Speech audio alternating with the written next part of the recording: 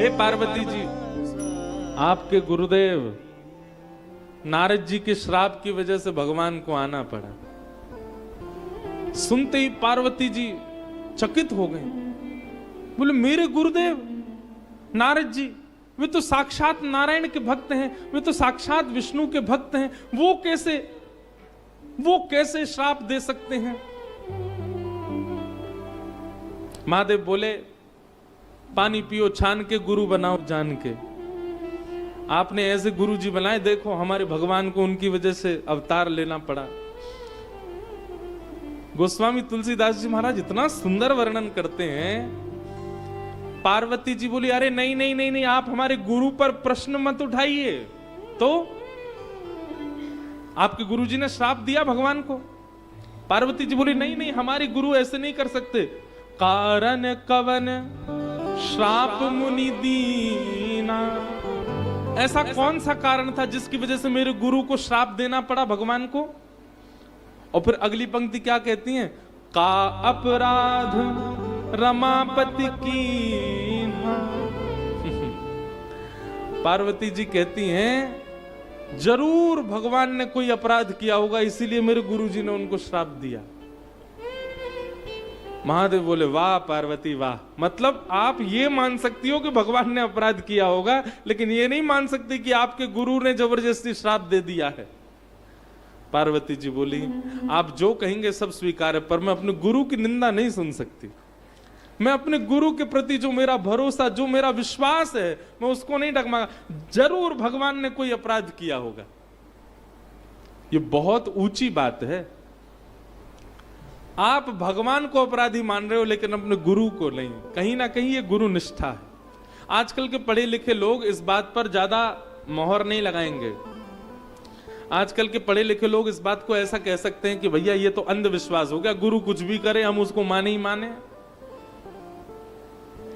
हमारी एक बात बहुत ध्यानपूर्वक सुनिएगा। गुरु शरीर नहीं होता, गुरु व्यक्ति नहीं होता, गुरु बुद्धि नहीं होता, गुरु मन नहीं होता, गुरु माता पिता के गर्भ से जन्मा व्यक्ति नहीं होता, गुरु चिता में जलने वाला व्यक्ति नहीं होता। अगर इन सब चीजों में गुरु का दर्शन आप कर रहे हो तो क्षमा कीजिए, आपने गुरु बनाया नहीं है। गुरु मानव नहीं है, गुरु बुद्धि नहीं है, गुरु जन्म लेने वाला नहीं, गुरु मरने वाला नहीं। चिनानंद रूप शिवोहम शिवोहम, वो साक्षात शिव है, वो साक्षात राम है, वो साक्षात परब्रह्म के समान है। वो गुरु दृष्टि अगर हो जाए तो मानो कि आपने गुरु बनाया है। अगर आप ये मानते हैं कि गुरु व्यक्ति है तो गुरु से अपराध होगा तो आपको दिखेगा। व्यक्ति यदि मानोगे तो उससे अपराध होगा। व्यक्ति यदि मानोगे तो उसका जन्म होगा, उसका मरण होगा, उससे सब क्रिया होंगी, पर वो व्यक्ति नहीं है। भगवान श्री कृष्ण ने रास विहार किया, लेकिन क्योंकि हम उनको भगवान रूप में देखते हैं और क्योंकि वे भगवान हैं, इसलिए हमें वहां दोष ना दिख करके वो काम विजय लीला दिखाई देती है। आप श्री कृष्ण को मानवी मान करके उनकी संपूर्ण लीला का दर्शन करोगे, आपको दोष दिखेगा लीला में, पर वो मानव नहीं है, वो परब्रह्म है। ठीक वैसे ही अब हम ये बात कह तो देते हैं, पर कहीं ना कहीं हमको सावधान भी करना पड़ता है कि आजकल गुरु किसको बनाना चाहिए यह भी हम नहीं समझ पाते हैं। उसके लिए पहले सत्संग बहुत कीजिए, खूब कथाएं सुनिए। कथा अतीत में जब जीवन में आएगी तो अपने आप विवेक बुद्धि जागृत होगी और अपने आप दिख जाएगा गुरु कौन है, किसके प्रति आपकी निष्ठा है। कहीं आप प्रभावशाली को तो गुरु नहीं बना रहे। प्रभावशाली गुरु नहीं होना चाहिए, स्वभावशाली गुरु होना चाहिए।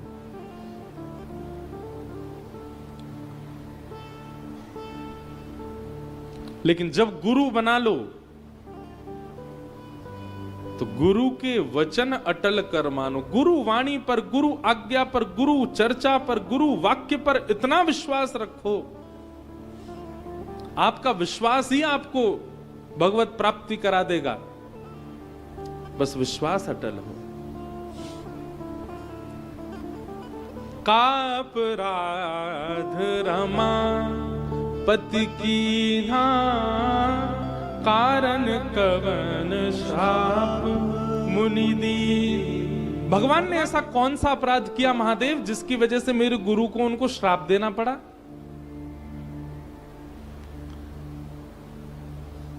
महादेव हंसने लगे, बोले जय हो पार्वती जी, आपकी गुरु निष्ठा को प्रणाम।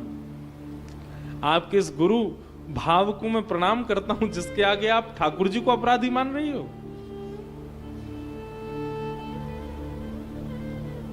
बोले बिहसी महेश तब ज्ञानी मूढ़ न कोई, जैसी जस रघुपति करही जब सो तस तो ही छन होई। आहा, महादेव हंसते हुए कहते हैं, बोले आपके संशय को मैं अभी समाधिस्थ करता हूं, आपके इस प्रश्न का मैं उत्तर देता हूं। एक बार की बात है, क्या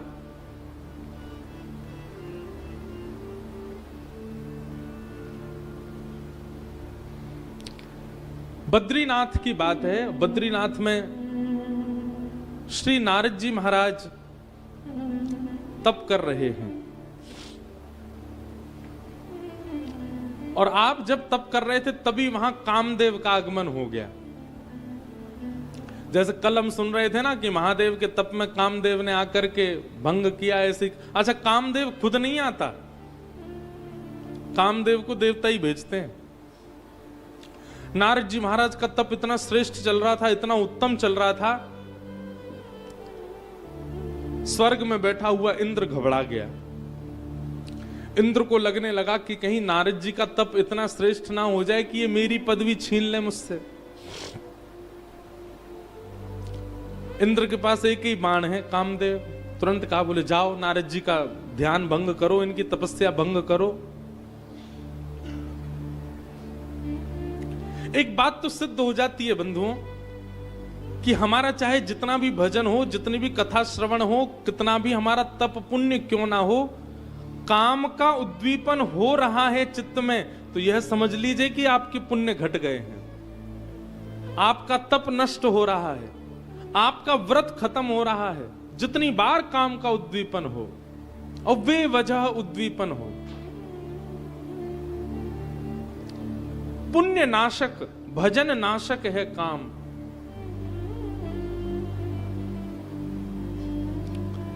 नारद जी महाराज तप कर रहे थे, तभी कामदेव का आगमन हो गया, और कामदेव ने आकर के सुंदर हवा बहानी शुरू कर दी। अप्सराएं नृत्य करने लगी, गंधर्वा आ गई, आकर के सुंदर सुंदर महकाने लगी, वातावरण को सुंदर पुष्प प्रकट हो गए। कामदेव ने अपने सबरे बाण चला दिए, लेकिन जिस प्रकार महादेव का बाल बांका नहीं कर पाया, उसी प्रकार नारद जी भी ध्यानस्थ रहे, कामदेव उनका कुछ नहीं बिगाड़ पाए। कामदेव ने जैसे ही देखा कि भैया नारद जी का तो बाल बांका भी नहीं हुआ, ये तो यथावत उसी स्थिति में बैठे हैं, सोई कामदेव ने चरणों में प्रणाम किया, दंडवत किया। जय हो जय हो जय हो भगवान, या तो मैंने महादेव को देखा था इस रूप में, या फिर मैंने आज आपको देखा, आपकी जय हो। नारद जी महाराज के धीरे धीरे नेत्र खुले। अच्छा, एक बात सुनेंगे आप।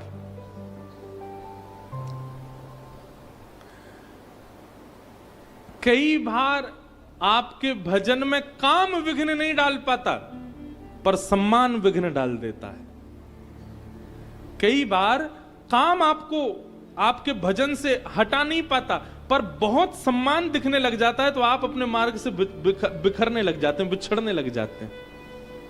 कहीं ना कहीं काम से भी ज्यादा बलवान सम्मान है।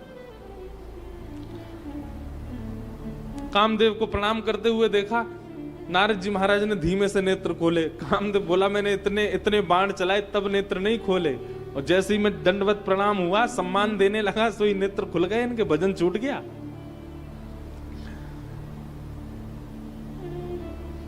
कामदेव बोला, मुझे क्षमा कर दीजिए, आपके भजन में मैंने विघ्न डाला, आप मुझे शाप मत दीजिएगा, आप मुझ पर नाराज मत होइएगा। भयऊ न नारद मन कछु रोषा। नारद जी ने कोई क्रोध नहीं किया। कही प्रिय वचन काम परितोषा। नाई चरण सिर आयश पाई। गयऊ मदन तब सहित सहाई। एक बात सीखने की, कई बार कई लोगों का स्वभाव होता है कि वो गलती करने वाले को क्षमा ही करते रहते हैं। ठीक है, एक बार क्षमा किया, 2 बार क्षमा किया, 3 बार क्षमा किया, पर कई बार गलती होते देख करके भी आप बार बार क्षमा करते हैं, तो आप उस व्यक्ति का जीवन खराब कर रहे हैं। कभी कभी किसी को सुधारने और संभालने के लिए रोष करना जरूरी होता है, विशेष रूप से माता पिताओं को, विशेष रूप से गुरुजनों को, और कहीं ना कहीं कभी कभी पत्नी को पति पर भी, और पति को पत्नी पर भी। कभी कभी वो स्थिति बिगड़े ना, लेकिन सुनिए हमारी बात को अन्यथा मत लीजिएगा। हम बार बार कभी कभी शब्द लगा रहे हैं। पता चली रामेश्वरम से जाते एक दूसरे के बाल पकड़ लिए और महाराज जी कह रहे थे कि कभी कभी रोष जरूरी है। ऐसा रोष नहीं, रोष में अंग स्पर्श तो होना ही नहीं चाहिए। भगवान ने हमको 5 इंद्रियां इतनी खतरनाक दी हैं कि आंख और वाणी, ये 2 ही काफी हैं। इनसे ही कह दीजिए, इनसे। महादेव ने भी तो रोष किया सती के ऊपर, पर कभी भी स्पर्श नहीं किया सती को, या फिर कुछ ऐसा जो आजकल के कर देते हैं लोग, ऐसा कुछ नहीं किया। केवल व्यवहार से ही सती को अनुभव करा दिया कि उसने गलत किया है। ये एक बुद्धिमान व्यक्ति का लक्षण होता है। कभी कभी माता पिता को, गुरु को, पति पत्नी को संबंध बचाने के लिए और व्यक्ति को सुधारने के लिए रोष करना चाहिए।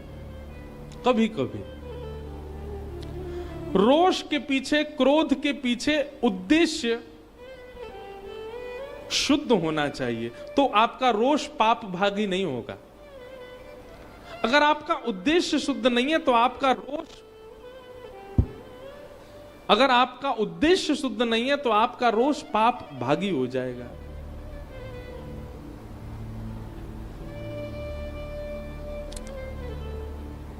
कामदेव क्षमा मांगने लगा, मुझसे गलती हो गई, मैंने आपके तप में भंग डाला। नारद जी बोले इधर आओ, उसके सिर पे हाथ फिरने, कोई बात नहीं बेटा, चरणों में प्रणाम किया, कामदेव चला गया। नारद जी महाराज लंबी सांस लेने लगे, अच्छा तो हमने काम को जीत लिया। पूरे विश्व में महादेव की चर्चा होती है, सब महादेव की चर्चा करते हैं कि उन्होंने तो कामदेव को जला के भस्म कर दिया, पर देखो मैंने काम को जलाया भी नहीं, मैंने तो जीत लिया। कहीं ना कहीं महादेव से ऊंचा मेरा नाम हो गया। जरूरी नहीं है कि काम ही सर्वनाश करता है, कभी कभी मान भी सर्वनाश कर देता है। बहुत ध्यानपूर्वक सुनो। नारद जी महाराज के मन में आया, लेकिन काम को हमने जीता ये देखा तो किसी ने भी नहीं। इसका प्रचार कैसे हो, दुनिया को पता कैसे चले कि हमने काम जीता।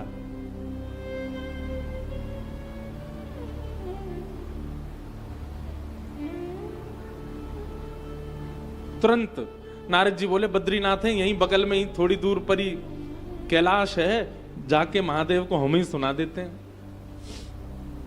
नारद जी महाराज भजन करते भय, कीर्तन करते भय सीधे पहुंचे कैलाश। महादेव ध्यानस्थ बैठे हैं। नारद जी महाराज का आगमन हुआ। जैसे ही नारद जी महाराज पहुंचे, महादेव ने नेत्र को, अरे आइए आइए आइए आइए आइए नारद जी महाराज, मेरे प्रिय हरि और हरि के प्रिय आप, तो आप तो मेरे दुगने प्रिय हो गए। आइए बैठिए, विराजिए। कहां से आना हो रहा है आपका, और आज कैसे इतने दिनों बाद हमारे कैलाश में आगमन। नारद जी बोले अब देखो कई लोग होते हैं, उन्होंने पुण्य किया है, कुछ अच्छा किया, वो बताते कैसे हैं?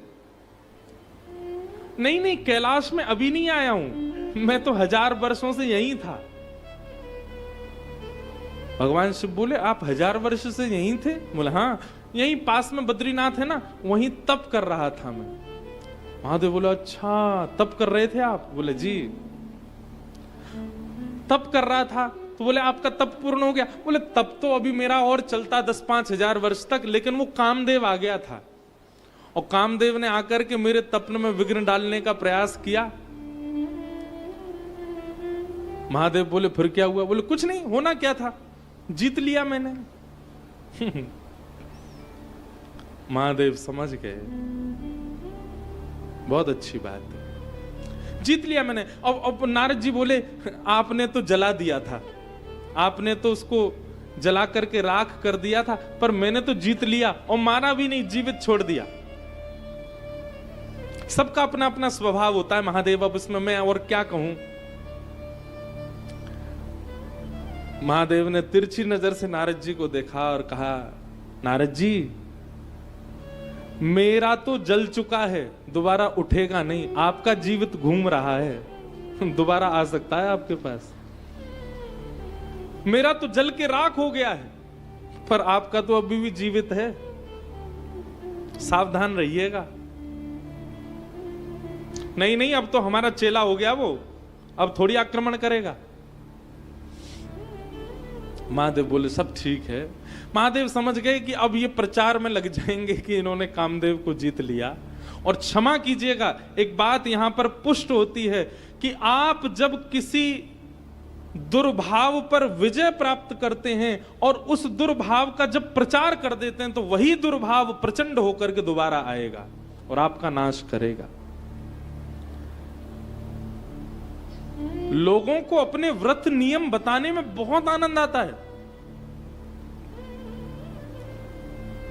हम ये नहीं करते, हम ऐसा नहीं खाते, हम वहां नहीं जाते, हम तो ये नियम करते हैं, हम तो सारी एकादशी करते हैं, हम तो सारे प्रदोष के व्रत करते हैं, हम तो ऐसा करते हैं। मत गाइए, नारद जी से सीख लीजिए। क्योंकि जब आप अपने नियमों का गायन करना शुरू करते हैं या आप अपनी इंद्रिय के किसी विजय भाव का प्रचार कर देते हैं, तो वो एक ना एक दिन नष्ट होगा। प्रचार मत करो। आप किसी नियम में हैं तो अपने अंदर गुप्त रखिए, उसको प्रकाशित करने की आवश्यकता नहीं।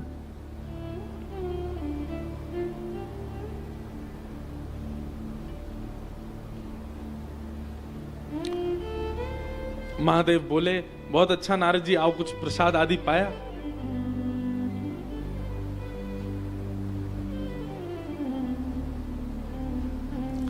नारद जी बोले अच्छा ठीक है मैं चलता हूं। महादेव पहचान गए, बोले ये कहां जा रहे हैं। अब इनको लगा कि महेश को तो सुना दिया, अब जाकर के रमेश को सुनाऊं। रमेश मतलब लक्ष्मीपति, उनको भी तो बताऊं कि मैंने कामदेव जीता।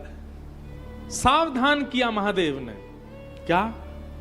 तिमि जनि हरहि सुनावहु कबहु, तिमि जनि हरहि सुनावहु कबहु, चलेहु प्रसंग धुराएहु तबहु, चलेहु प्रसंग धुराएहु तबहु। कितने भोले हैं महादेव। महादेव बोले नारद जी आपने जो मुझसे बात कही ना यहां आकर के, कामदेव को जीतने वाली और तप वाली बात, ये कभी हरि को मत बताना, उनसे मत जाकर के कहिएगा इस बात को जो मुझसे कही है आपने आकर के। और इतना ही नहीं, चले हु प्रसंग दुरायहु तबहु, अगर कभी काम के विजय की बात भी चल रही हो और आप उस सभा में बैठे हो, तब भी आप कभी इस बात का प्रकाश मत कीजिएगा कि आपने काम पर विजय प्राप्त की है। दोनों प्रकार से उन्होंने नारद जी को समझाया कि आप इस बात को हरि से मत कह देना। पर कई बार ऐसा होता है बंधुओं, जब हमारी हित की बात कही जाती है तो हमको ये लगता है ये सामने वाला हमसे चिढ़ रहा है तभी हमको मना कर रहा है। नारद जी ने भी यही सोचा, बोले इनका तो प्रचार हो गया है तीनों लोकों में कि इन्होंने काम को जला दिया, अब ये नहीं चाहते कि मुझसे ऊपर कोई और जाए, इसलिए मुझे मना कर रहे हैं कि तुम हरि को मत बताना जाके। नारद जी महाराज बोले ये चिढ़ गए हैं तभी मुझको मना कर रहे हैं। नारद जी बोले नहीं नहीं, मेरा क्या मतलब पड़ा है, मैं क्यों कहूंगा, और अपनी प्रशंसा अपने मुंह से कौन करता है। ठीक है महादेव चलते हैं। महादेव बोले ये मानेंगे नहीं, वहीं जाएंगे। और वही हुआ। कैलाश से निकलते ही क्षीर सिंधु गवने मुनि नाथा, क्षीर सिंधु गवने मुनि नाथा, जब बस श्री निवास श्रुति माथा, जब बस श्रीनिवास श्रुति माथा। सीधे कैलाश से उतर करके कहां गए, क्षीर सागर की ओर। और क्षीर सागर में प्रवेश किया। शेष नाग पर पौड़े हैं संग चक्र गदा पद्मधारी श्रीमन नारायण भगवान। लक्ष्मी निवास भगवान चरण दबा रही हैं श्री लक्ष्मी जी।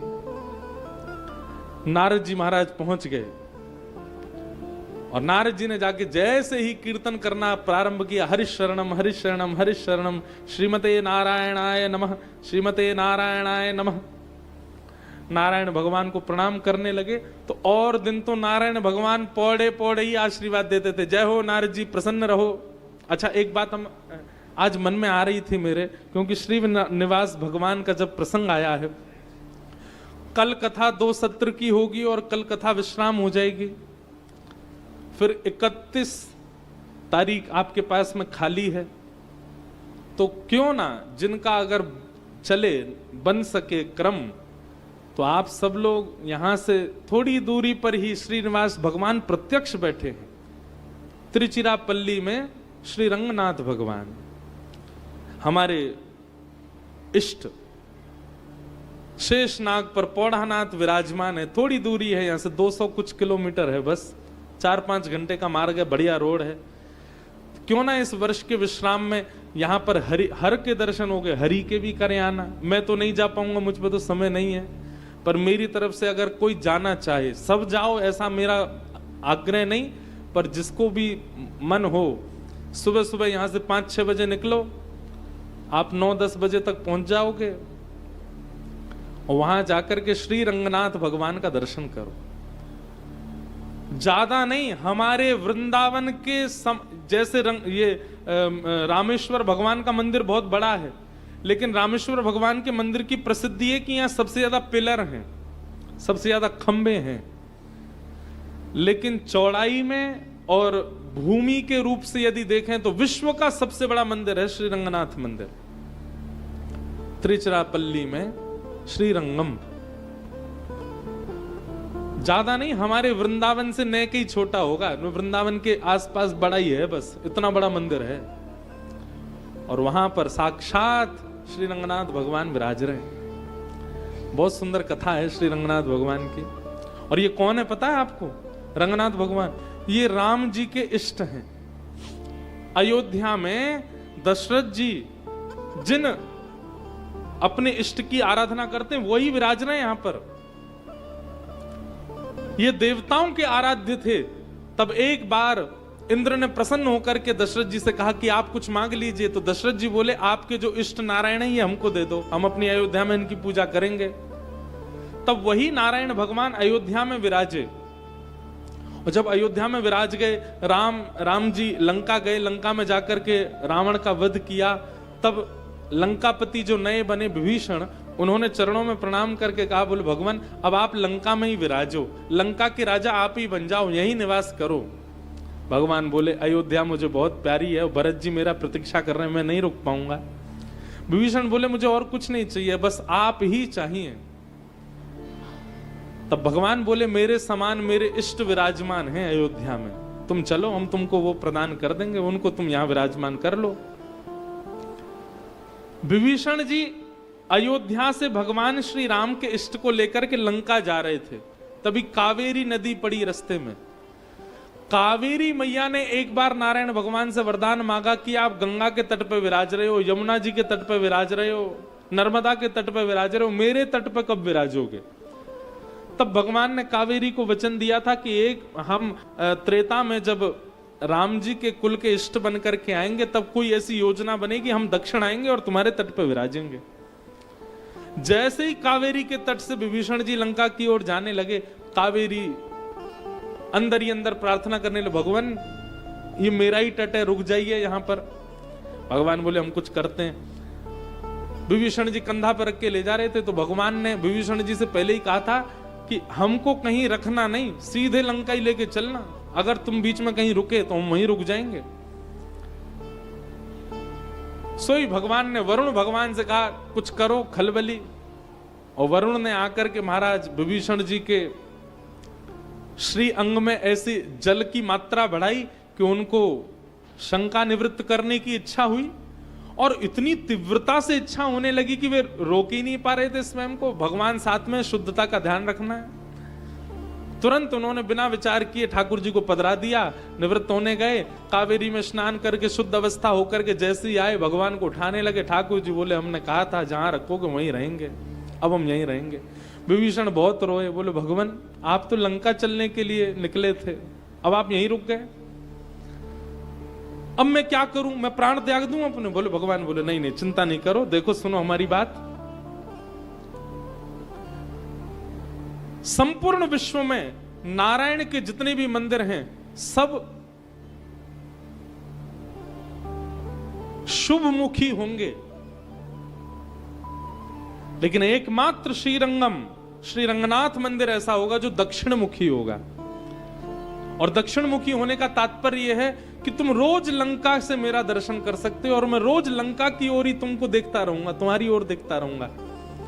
कावेरी के वर को पूर्ण करने के लिए मुझे यहां रुकना पड़ेगा, पर तुम नित्य मेरा दर्शन करने के लिए आ सकते हो, और तुम अपने भवन पर खड़े होकर के वहां से मेरा दर्शन करोगे, वहां से तुमको मैं दिखा करूंगा। इसलिए एकमात्र नारायण भगवान दक्षिण में श्रीरंगम में दक्षिण मुखी होकर के बैठे। विभीषण अपनी लंका से रोज दर्शन करता है, और ऐसा कहते हैं कि शायद वो कभी आते भी हैं यहां दर्शन करने के लिए। तो ये आदि नारायण वैकुंठ के नारायण साक्षात पृथ्वी पर यदि विराज रहे हैं तो वो श्रीरंगम में विराज रहे हैं। और दूसरी बात, रंगनाथ भगवान का जो दर्शन करने जाए उनको हम बता दें, जो गर्भगृह जहां भगवान नारायण विराज रहे हैं शेष शैया पर, वो गर्भगृह किसी मानव ने नहीं बनाया, वो गर्भगृह वैकुंठ से ही आया है। पूरा का पूरा गर्भगृह ही सचल है, वही अयोध्या में था, वही कावेरी के तट पर है, वही देवलोक में था, वही वैकुंठ में था। एक होता है कि भगवान का श्री विग्रह केवल इतना ही है, परंतु वो समस्त जो गर्भगृह है वो पूरा श्री विग्रह से ही जुड़ा हुआ है, वो अलग नहीं है। अद्भुत दर्शन है भगवान का। हमने एक बार दर्शन किए थे, तो वहां पर हाथी ठाकुर जी की मंगला करने आते हैं, और जब वो हाथी चिंघाड़ते हैं ना, हाथी की जो आवाज होती है उसमें वो बोलते हैं रंगा रंगा श्री रंगा, भगवान का वंदन करते हैं। ऐसे अद्भुत, यहां से थोड़ी दूर पर ही हरि विराज रहे हैं। हर से मिल ली, अब हरि से भी मिल आना यदि समय मिले तो। क्षीर सिंधु गवने मुनिनाथा, क्षीर सिंधु गवने मुनिनाथा, जहाँ बस श्री निवास श्रुति माथा, जहाँ बस श्री निवास श्रुति माथा, जहाँ बस श्री निवास श्रुति माथा, जहाँ बस श्री निवास श्रुति माथा। नारद जी पहुंच गए, शेषनाग पर पौड़े थे भगवान। जैसे ही नारद जी ने आकर के करताल में कीर्तन करना शुरू किया, और दिन तो भगवान शेषनाग पे बैठे बैठे आशीर्वाद देते थे, आओ नारद जी विराजो। पर आज ठाकुर जी उठ के खड़े हो गए, लक्ष्मी जी से कहा रुको रुको रुको, नारद जी आए, उनका स्वागत कर आऊं, मैं थोड़ा उनको लेके आऊं। लक्ष्मी जी बोली पहली बार तुम आ नहीं रहे, तो बहुत बार आए हैं और हर बार आप पौड़े ही रहते हो, आज ऐसा विशेष क्या है कि आप उठ करके जा रहे हो? भगवान बोले बीमार हो गया नारद, और बीमार व्यक्ति को थोड़ा हाथ देना पड़ता है, कहीं बेचारा लड़खड़ा ना जाए, गिर गिरा ना जाए। बेचारे बहुत बीमार हो गए, इनको थोड़ा हाथ दे के आऊं। भगवान उतर करके दौड़े और दौड़ करके नारद जी का, अरे नारद जी संभल के संभल के संभल के, ऐसे लेकर के आए। नारद जी आकर के बैठ गए। भगवान बोले और बताइए सब बढ़िया है? हाँ जी सब बढ़िया। और कहां थे इतने दिन से, आप आए नहीं, बहुत वर्ष लगा दिए आने में। बस नारद जी को तो प्रारंभ चाहिए था, कोई पूछ ले कहां थे इतने दिन से तो हम बताएं। कामचरित नारद सब भाखे, कामचरित नारद सब भाके, यद्यपि प्रथम बरज शिव राखे, यद्यपि प्रथम बरज शिव राखे। सारी बात बता दी। बोले हम हिमालय गए थे और वहां पे जाके तपस्या कर रहे थे, और तपस्या करते करते करते करते करते समय निकलता गया निकलता गया निकलता गया। और ऐसा कह के नारद जी रुक गए। भगवान बोले फिर तपस्या पूर्ण हो गई? बोले पूर्ण तो नहीं हुई, कामदेव आ गया था, खूब प्रयास किया पर मैंने जीत लिया उसको, और पूरी बात बता दी। नारद कहेऊ सहित अभिमाना, नारद कहेऊ सहित अभिमाना। अभिमान में भर करके नारद जी क्या कहते हैं? कृपा तुम्हारी सकल भगवाना, कृपा तुम्हारी सकल भगवाना। बुरा मत मानिएगा, 99% लोग इसी भाव में रहते हैं। उनसे कहो आपका घर बहुत बढ़िया, आपका बेटा तो बहुत बढ़िया निकल के आया, आपकी बहू बहुत सब भगवान कृपा है। सब लोग ऐसे ही बोलते हैं, पर सब अभिमान में बोलते हैं। मनी मन जब बोल रहे होते ना, सब आप लोगों का आशीर्वाद है, सब भगवान की कृपा है हमारे ऊपर, तो हम तो कुछ करते नहीं है भैया, क्या बताएं, कुछ किया ही नहीं। बेटा ने कहा था कि पिताजी 1 करोड़ रुपया लगेगा पढ़ने में, अब सब आप लोगों का आशीर्वाद कर दिया हमने व्यवस्था, तो बस हमारा कोई योग्य तो नहीं था। बेटा ने कहा कि अमेरिका पढ़ने जाना है, अब हमारी कहां भैया इतनी पहुंच, पर हमने करवा दिया, हमने किया। विदेश मंत्री को फोन किया, फिर हमने उससे कहा कि वीजा वीजा लगवा दो। हम हमारी तो कहां पहुंच है, सब भगवान की कृपा है। कहते भी जाएंगे और बार बार वो ये भी कहेंगे भगवान की कृपा। ये बात हम इसलिए कह रहे हैं, हम बहुत लोगों से मिलते हैं, किसी से कह दो आपने बहुत जोर की कथा कराई, क्या व्यवस्था करी है, हजारों लोग कथा में आ रहे थे। हमने कुछ नहीं किया महाराज, सब भगवान की कृपा। म्युनिसिपालिटी वालों ने तो मना किया था आप कथा नहीं कर सकते, हमने एमएलए को फोन खटखटा दिया, उससे कहा कि कथा तो होगी हमारे यहाँ।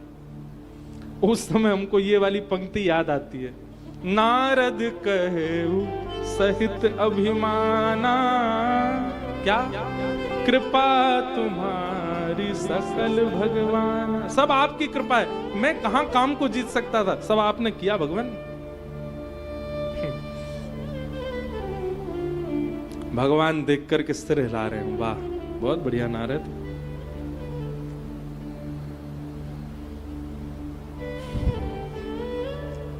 भगवान ने कहा कुछ पाओगे, पेड़ा लड्डू? नहीं नहीं नहीं नहीं भगवान, अब क्या, जब से काम जीता ना तब से रसना को भी जीत रहा हूं मैं, समस्त इंद्रियों को जीतने का प्रयास कर रहा हूं।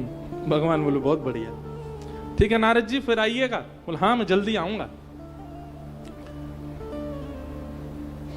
भगवान देख करके अति प्रसन्न हो रहे, बोले अब नारद को संभालना जरूरी है।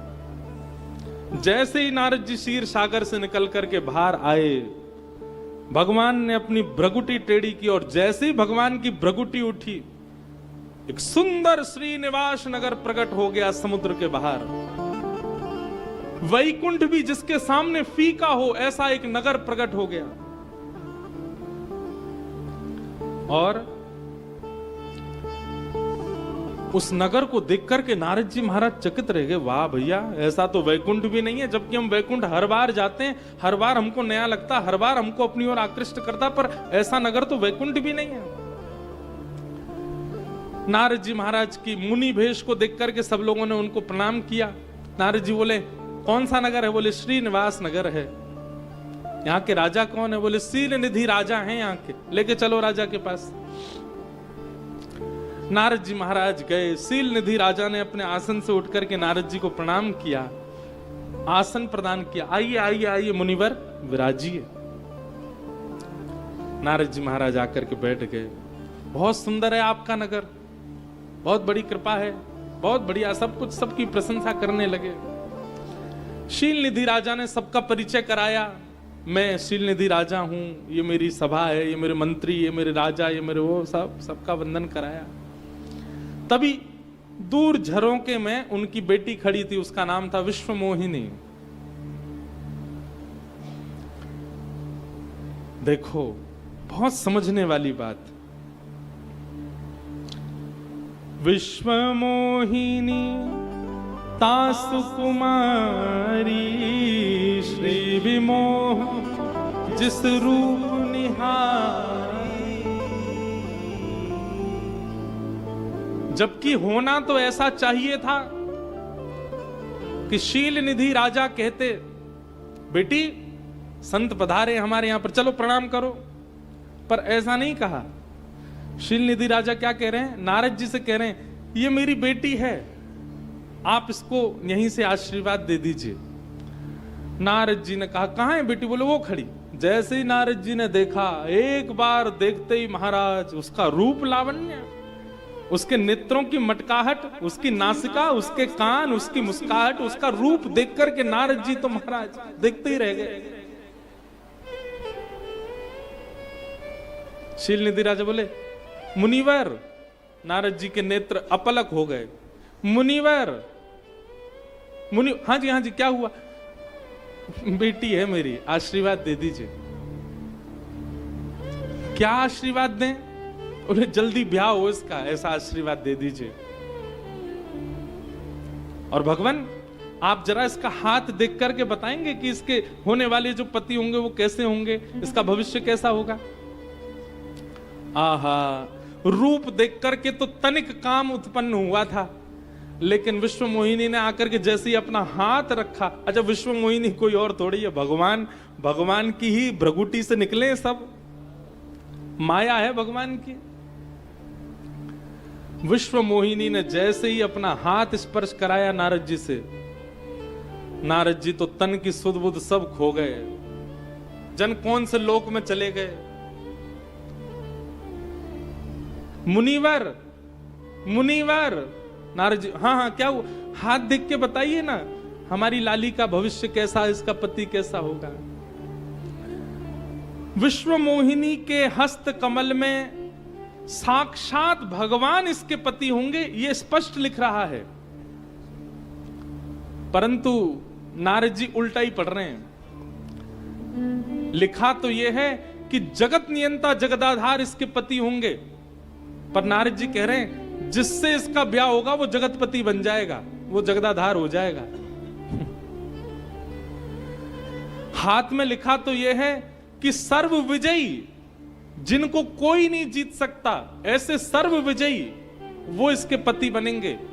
पर नारद जी उल्टा पढ़ रहे हैं, जिससे इसका ब्याह होगा वो सर्व विजयी बन जाएगा। काम जब सवार होता है ना, तो होता कुछ है, दिखता कुछ है,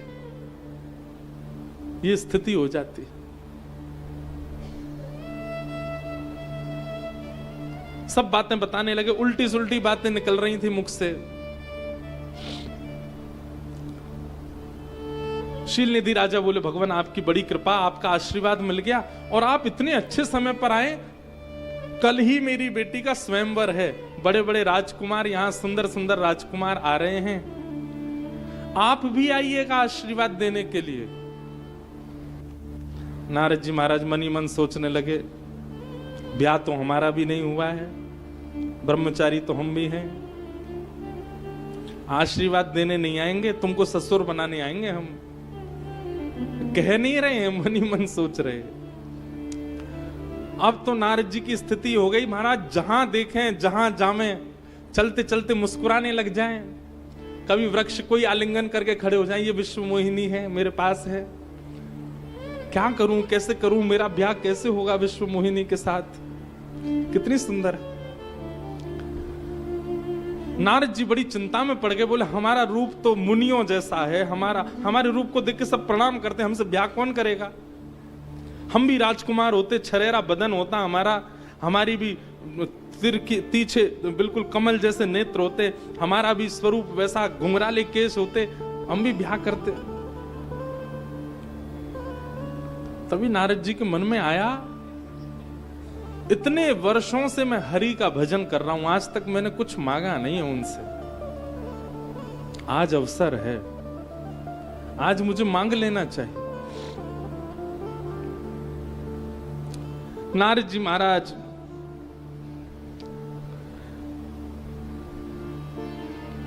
तुरंत गए भगवान के पास और तुरंत भगवान के पास जाकर के कहा, हरि सन मांगो सुंदर ताई, हरि सन मांगो सुंदर ताई, होई जात गहरुवति भाई, होई जात गहरुवति भाई। तुरंत गए भगवान के पास, भगवान से जाके कहा, भगवान आपका इतना भजन किया मैंने, आपकी इतनी तपस्या करी, आपका इतना नाम जप किया, आज तक कुछ मांगा नहीं, पर आज कुछ मांगना चाहता हूं। भगवान बोले, अरे नारद, तुम मांगने में देरी करोगे, मैं देने में देरी नहीं करूंगा, मांगो क्या चाहिए तुमको। आपन रूप देहु प्रभु मोहि, आपन रूप देहु प्रभु मोहि, आन भांति नहीं पावोहि, आन भांति नहीं पावोहि। एक बात कहें, कई लोग ठाकुर जी को लोभ देते हैं, हे रामेश्वर भगवान, हम चांदी का गेट बनवा देंगे आपका, लेकिन निष्काम भाव से नहीं, इसके बदले आप ये करवा देना। कल हम लोग गए थे मंदिर में, कितने 22 तीर्थ थे, 22 तीर्थों में स्नान करके आए। आप लोग स्नान करके आए 22 तीर्थों में? कौन कौन कर आए, हाथ ऊपर करो। वाह भैया, हम तो पहले कर आए, हमको लेके ही नहीं गए संग में, हम अकेले कल डोलते रहे वहां। 22 तीर्थों में कल स्नान करके आए। अच्छा देखो, हमारे अंदर भी थोड़ा सा लोभ आ गया कि हमको लगा हम ही करके गए, आपने तो किया ही नहीं होगा। पर आप सब खेले खाए हो हमसे पहले ही। तो कल हम 22 तीर्थों में स्नान करने गए। अब व्यक्ति जब वहां स्नान करता है ना, एक एक कुएं पे जाके, और एक कुआं से दूसरे कुआं पे जाता है, बीच में थोड़ी ठंडी सी लगती है, तो कहीं ना कहीं मन में आता है, हे रामेश्वर भगवान, देख रहे हो हम आपके, देखो एक एक तीर्थ में नहा रहे हैं, जाड़ा लग रहा है, ठंड लग रही है, फिर भी नहा रहे, थोड़ी न कृपा कर दी हो हमारे ऊपर। ठाकुर जी कहते होंगे, एहसान कर रहे हो तुम मेरे ऊपर, स्नान कर। बिल्कुल मत करो, कौन सा हमारी गरज पड़ी है। और कल हम लोगों ने एक बड़ी चतुराई वाला काम किया। महादेव के पुत्र श्री कार्तिकेय जी दक्षिण में विराजते हैं अय्यप्पा स्वामी के नाम से। कौन? अय्यप्पा स्वामी। तो अय्यप्पा स्वामी के जो अर्चक हैं, उनको आप लोग देखेंगे रोड पर, वो काले वस्त्र पहन के घूमते हैं, काला पटका, काली धोती, और स्वयं भी श्याम वर्ण के ही होते हैं। वो जब हंसते हैं तो केवल आंख और दांत ही दिखते हैं उनके, उस पर भी श्याम वर्ण की कांति, श्याम वर्ण के वस्त्र। तो कल हम लोग गए तो ऐसे ही थे, पर हमारे संघ के सब पंडित जी लोग बड़े ऊधमी हैं। 10 लोग थे, 10 ने काले वस्त्र पहन लिए, हमने काला उपरना। अब हमको क्या है, अंदर के लोग सोचे ये अय्यप्पा स्वामी वाले ही आए हैं ये, अब वो हमसे यहीं की भाषा में बात करें, ए अन्ना। तो हम लोग भी खूब आनंद लें, हमको कहीं नहीं रोका गया, सब हमको बल्कि वीवीआईपी लाइन में और भेजा गया। बोले अय्यप्पा वाले हैं, बहुत थके आ रहे होंगे, इनको जल्दी जल्दी करवाओ स्नान।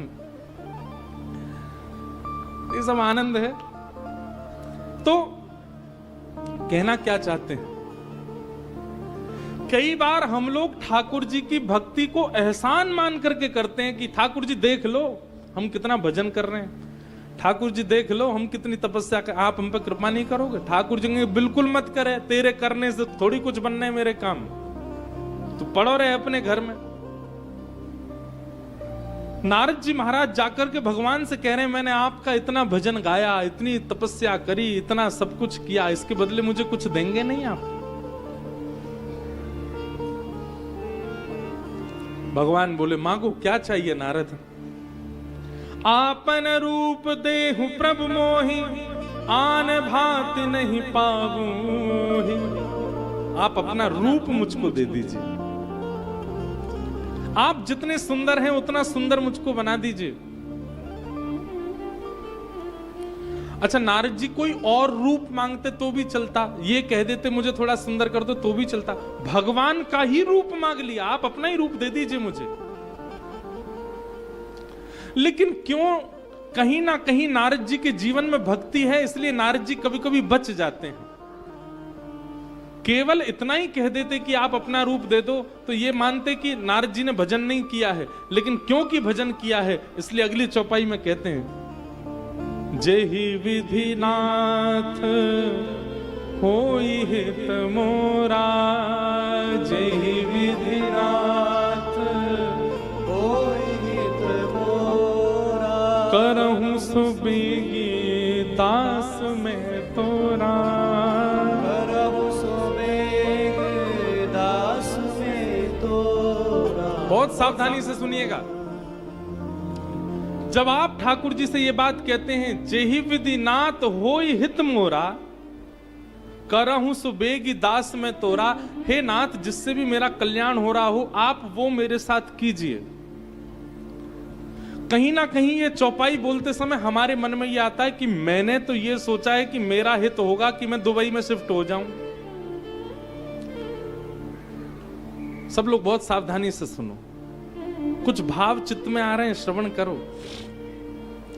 अब हमने तो ये सोच रखा है कि हमारा कल्याण कैसे होगा, हम दुबई में बस जाएं, हम स्विट्जरलैंड चले जाएं, वहां व्यापार हो जाए। हमने तो मन में ये सोच के रखा है, पर ठाकुर जी ने कुछ और सोच के रखा है। जब आप ठाकुर जी से जाकर के कहते हैं कि जेहि विधि नाथ होई हित मोरा, आप मनी मन सोचते हो कि नाथ जिससे मेरा भला हो वो करिए। अब आप मनी मन सोच रहे हो मेरा भला तो उससे ब्याह करने में है, वहां जाने में है, वो नहीं करेंगे ठाकुर जी।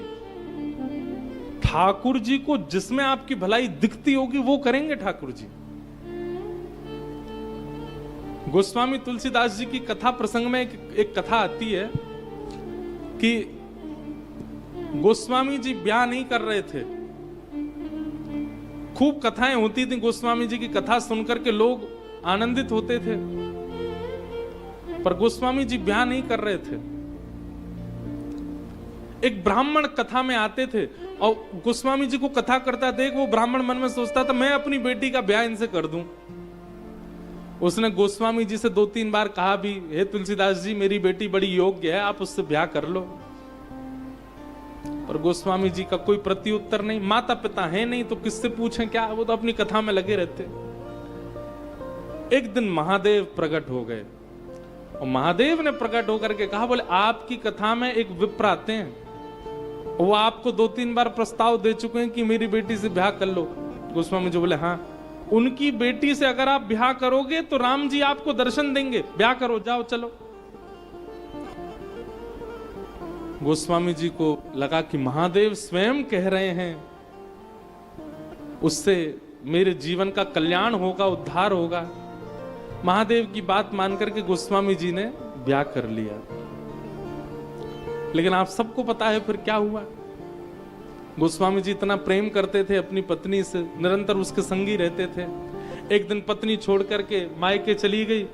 गोस्वामी जी प्रेम में व्याकुल होकर के पीछे पीछे गए, शव को नाव बना करके नदी पार कर ली, बासुकी नाग को रस्सी बना करके पर्वत लांग गए और पत्नी के चरणों में जब गए। अब ये पूरी लीला देख करके लगता है कि महादेव ने भला सोचा था,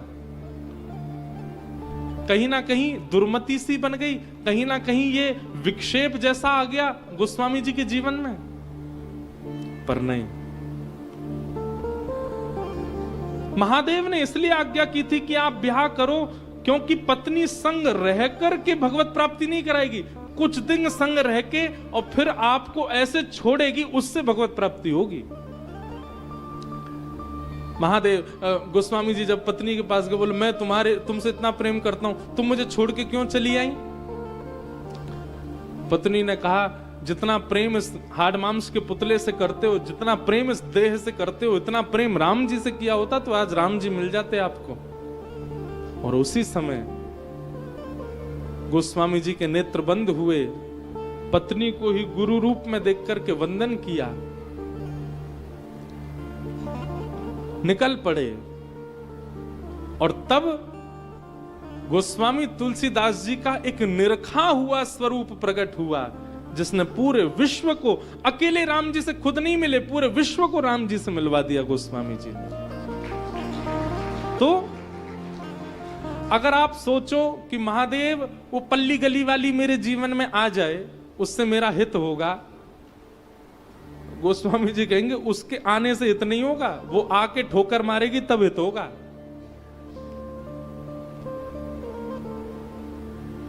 जेहि विधिनाथ होई हित मोरा, करहूं सुबेगी दास में तोरा। नारद जी ने पहले तो रूप मांगा भगवान से, और रूप मांग करके बोले जिससे मेरा कल्याण हो नाथ वो मेरे साथ कीजिएगा। भगवान बोले ये बढ़िया बात कही तुमने, अब जिससे तुम्हारा कल्याण होगा, जिससे तुम्हारा भजन बचेगा वही होगा। भगवान बोले दे दिया हमने अपना रूप, जाओ। नारद जी ने एक बार जाकर के जैसे ही देखा स्वयं को, नारद जी को अनुभव होने लगा कि अब मैं भगवान के जैसा हो गया हूं, अब मेरा स्वरूप भगवान के जैसा हो गया है। यहां शिव के दो दूत श्रृंगी और भृंगी ये भी आ गए, नंदी और श्रृंगी। अब ये दोनों नारद जी के रूप को देख करके नारद जी की बड़ी प्रशंसा करें, वाह कितना सुंदर रूप, कितना सुंदर मन। और नारद जी भूल गए, बोले अब तो हम बिल्कुल साक्षात नारायण ही हो गए। नारद जी गए सीधे और विश्व मोहिनी के स्वयंवर जहां चल रहा था, अनेक राजा बैठे थे, वहीं पर पहली पंक्ति में पहली सीट पे ही जाके बैठे नारद जी। क्यों? बोले हमको देख करके किसी और की ओर जाएगी नहीं, यही माला पहना के हमसे ब्याह कर लेगी। सबसे पहले सबसे आगे जाके बैठ गए। और ये शंकर जी के दोनों दूत ये बिल्कुल नारद जी के पीछे जाके बैठे, और ये नारद जी को और चढ़ा रहे हैं, उछाल रहे हैं। बोले सुन, ये तो वही है जो हमको बाहर दिखा था, ये भी स्वयंवर में आया है। बोले हाँ यार आया तो है। बोले भैया हमको तो लग रहा हम तो अपना समय बर्बाद करेंगे। क्यों? हम तक आएगी नहीं वो, हमको लगता है कि इसी से ब्याह कर लेगी, कितना सुंदर है ये। नारद जी सुनते जा रहे हैं। बोले अच्छा। बोले भैया इसका रूप कितना सुंदर, इसकी आंख कितनी सुंदर, इसकी नाक कितनी सुंदर, इसके हाथ कितने सुंदर, इसकी चाल, अरे केश तो देख कैसे सुनहरे बाल। मुझे तो लगता है बिल्कुल नारायण जैसा, नारायण ने अपना रूप दे दिया है। तब दूसरा बोला, बोले नारायण ने अपना रूप नहीं दिया, ये नारायण ही हैं। बोले इतने सुंदर नारायण नहीं है, नारायण स्वयं ही है और कोई नहीं हो सकता। नारद जी को तो लगा कि बस अब तो हो गया हमारा काम, बस विश्व मोहिनी जल्दी करे, अब समय ना लगाए, आगे माला पहनाए, लेके जाएं उसको हम। विश्व मोहिनी माला लेकर के आई, और स्वयंवर में जैसे ही उसका आगमन हुआ, राजा देख करके वाह वाह करने लगे, सबके मुख से स्वर निकलने लगा उसके सौंदर्य को देख करके। विश्व मोहिनी जैसे ही स्वयंवर के लिए तैयार हुई, जहां से पंक्ति शुरू होनी थी, पहली पंक्ति में पहले सिंहासन पर ही बैठे थे नारद जी। जैसे ही विश्व मोहिनी वहां गई, तभी उसने क्या देखा? बंदर के रूप में बैठे हैं श्री नारद जी। भगवान ने अपना रूप नहीं दिया, बंदर का रूप दे दिया है। आहा, बंदर के रूप में बैठी है।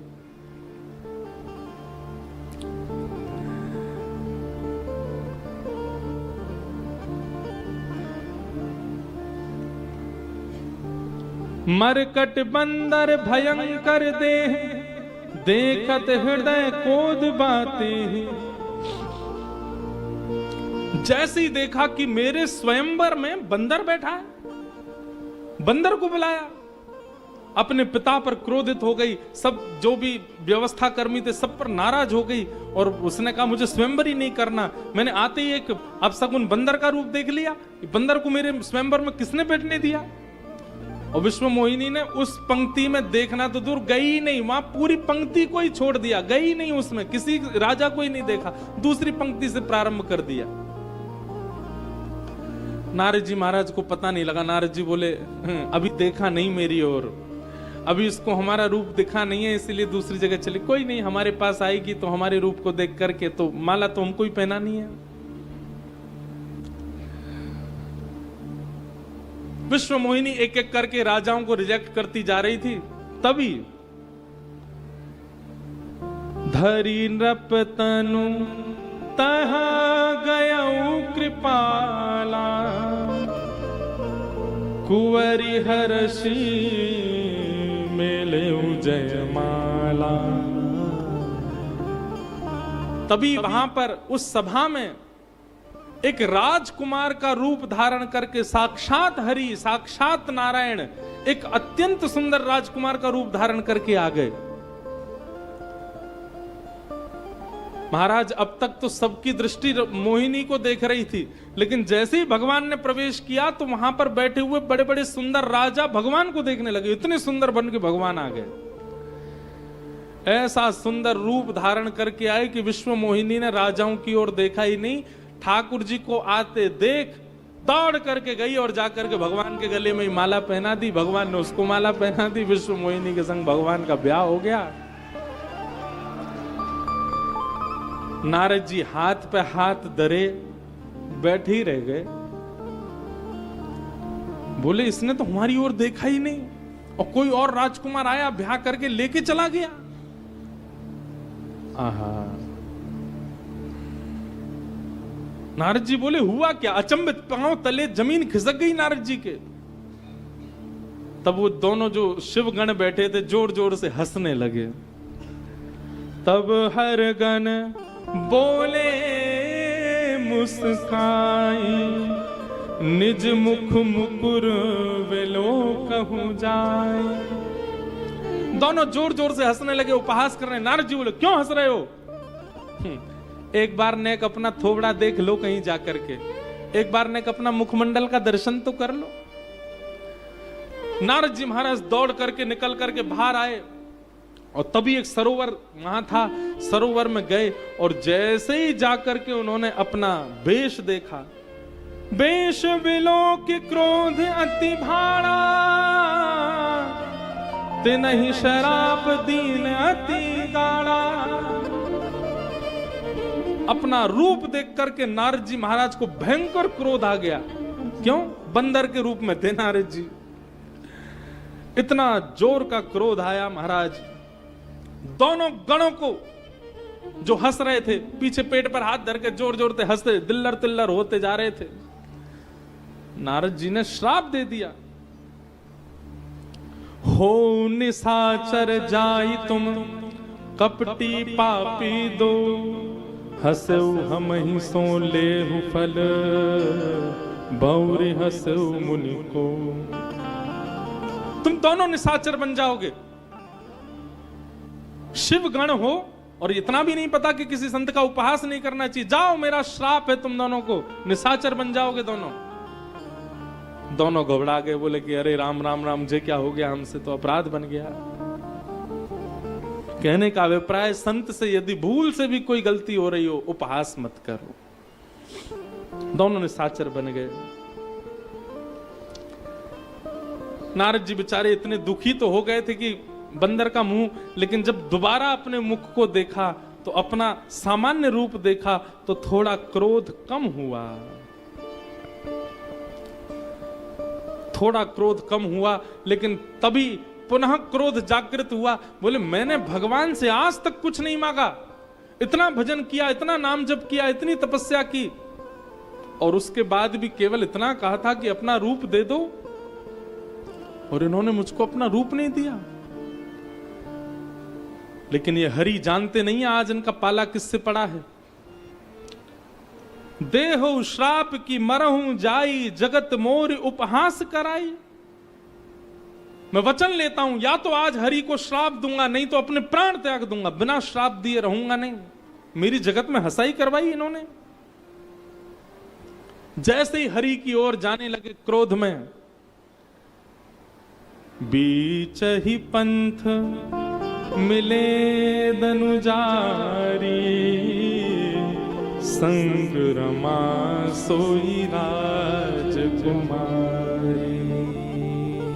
जैसे ही भगवान की ओर जाने लगे, बीच मार्ग में ही एक रथ चलता हुआ आ रहा है और उस रथ में बीच में राजकुमार के वेश में भगवान बैठे हैं और दूसरी ओर रमा बैठी है और इस ओर वही विश्व मोहिनी बैठी है जिसके वर्ण के लिए भगवान नारद जी गए थे।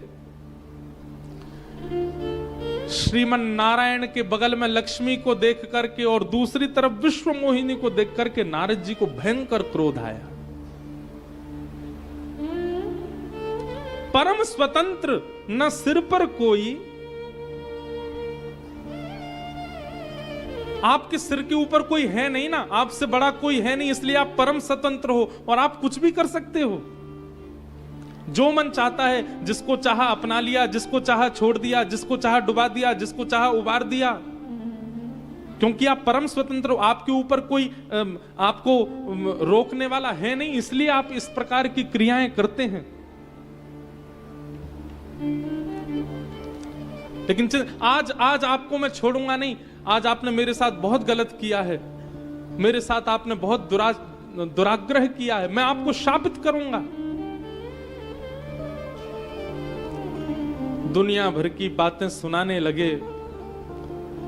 लक्ष्मी जी को क्रोध आया और लक्ष्मी भगवान से बोली, ये नारद आपको इतने दुर्वचन कह रहा है और आप बैठे बैठे मुस्कुरा रहे हैं। भगवान बोले, इसने मेरा बहुत भजन किया है, आज गाली दे रहा है। कितना प्यारा लग रहा है। हमेशा इसको मैंने भजन करते हुए देखा, लेकिन आज ये मुझको दुर्वचन सुना रहा है। कितना सुंदर लग रहा है नारद, बोलने दो थोड़ी देर। जिससे प्रेम होता है सदा उससे प्रिय प्रिय बातें सुनना अच्छा लगता है। नहीं, कभी कभी वो गुस्सा करे, कभी कभी क्रोध करे तो भी अच्छा लगता है। ठाकुर जी बोले, बोलने दो, अच्छा लग रहा है मुझको।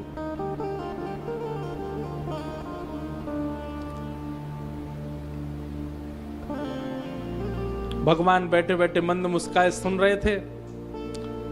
नारद जी महाराज बोले, आपने जो आज मेरे साथ किया, मैं श्राप देता हूं आपको। क्या? मम अपकार कीन तुम भारी, नारी विरह तुम हो दुखारी। एक नारी को प्राप्त करने के लिए मैंने आपसे कुछ मांगा और आपने मेरा अपकार कर दिया, मेरी हंसी करवाई। मैं श्राप देता हूं, एक नारी के लिए एक दिन आप भी विरह आतुर होगे, रोते रोते वन में डोलोगे। आपको भी विरह सहना पड़ेगा एक नारी का।